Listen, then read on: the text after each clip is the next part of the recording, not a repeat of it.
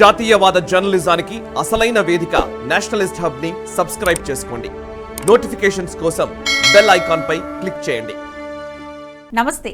బక్రీద్ రోజున మేకలను రక్షించిన జైన సమాజాన్ని లక్ష్యంగా చేసుకుని వివాదాస్పద వ్యాఖ్యలు చేసిన stand up comedian Daniel Fernandes Hyderabad లో తన షోను క్యాన్సిల్ చేసుకున్నారు.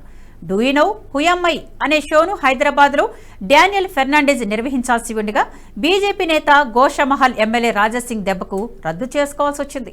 జూన్ 29 సాయంత్రం డానియల్ ఫెర్నాండెజ్ షో జరిగితే తీవ్ర పరిణామాలు తప్పవంటూ రాజాసింగ్ హెచ్చరికల నేపథ్యంలో షోను రద్దు చేశారు నిర్వాహకులు. షో క్యాన్సిల్ చేసుకోవాలని, లేదంటే తీవ్ర పరిణామాలు తప్పవంటూ రాజాసింగ్ వార్నింగ్ ఇచ్చారు. డానియల్ ఫెర్నాండెజ్ అనే హాస్యనటుడు జైనులపై చాలా చెడ్డ జోకులు వేశాడు. జైన సమాజాన్ని అపహాస్యం చేశాడన్నారు రాజాసింగ్.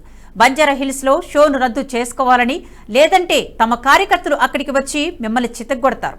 తెలంగాణ వచ్చే ముందు 50 సార్లు ఆలోచించుకోవాల్సి వస్తుందని రాజాసింగ్ హెచ్చరించారు.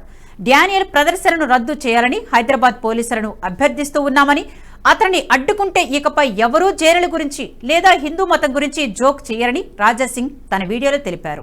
గతంలో కూడా ఓ స్టాండప్ కమెడియన్ మునావర్ ఫారూఖీ రాముడిని కించపరిచారంటూ రాజాసింగ్ హైదరాబాద్ నగరంలో ఆందోళనలు నిర్వహించిన సంగతి తెలిసిందే.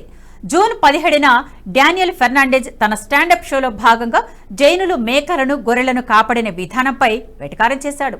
ఢిల్లీలో జైన సమాజానికి చెందిన వ్యక్తులు బక్రీద్ కోసమని అమ్ముతున్న గొర్రెలు, మేకలను కొన్నారు. అందుకోసం 15 లక్షలకు పైగా ఖర్చు చేసింది జైన్ కమ్యూనిటీ. జీవహింస తప్పని చెప్పడమే జైన మత సిద్ధాంతం. అలాంటి గొప్ప కార్యక్రమంపై డానియల్ కామెడీ పేరుతో వివాదాస్పద వ్యాఖ్యలు చేయడంతో సోషల్ మీడియాలో తీవ్ర వ్యతిరేకత వచ్చింది. డానియల్ కూడా తాను వివాదాస్పద వ్యాఖ్యలు చేసిన వీడియోను డిలీట్ చేశానని తెలిపారు.